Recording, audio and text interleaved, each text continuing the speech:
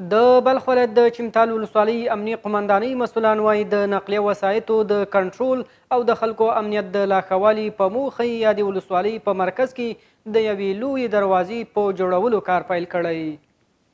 د چمتال ولسوالۍ امنیه قمندان وایي په دې ولسوالۍ کې خلک د بشپړ امنیت په فضا کې د یو بل سره د ورورولۍ ګډ ژوند تیروي. نوموړی زیاتوي چې د امیر المؤمنین د لارښوونې سره سم له تعصب او قوم پرستۍ پرته خپلې چارې په صادقانه توګه مخ ته وړي.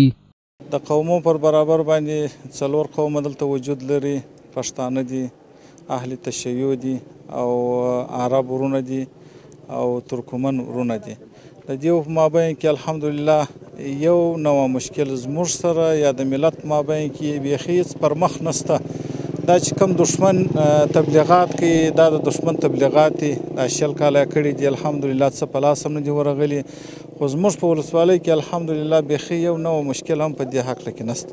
هغه وایي د خلکو امنیت د ټینګښت په موخه یادې ولسوالۍ په مرکز کې د یوې لویې دروازې جوړولو کار پیل کړی. نو اوس الحمدلله موږ پر دې باندې ښه ترتیبونه روان کړي دي. کوم د ولسوالۍ په سراسر د ولسوالۍ کې چې کوم ځای کې پوسته جوړوو هلته یو وطاق یو ځای ورته جوړوو او کوم دغه دروازه چې موږ اوس جوړه کړې ده نو دا د ولسوالۍ هم د نمایش دپاره ده او د ولس هم د امنیت دپاره ده. په همدې حال کې د یادې ولسوالۍ اوسیدونکي د امنیتي مسؤلانو فعالیتونه ستایي او په دې سیمه کې هر ډول قوم پرستی او تعصب ردوي.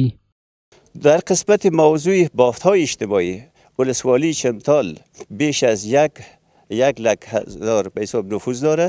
دارای 4 اقوام مختلف، برادرای پشتونها، هزاره‌ها، عرب‌ها، تاجک‌ها در ولسوالی چمتال ساکن است.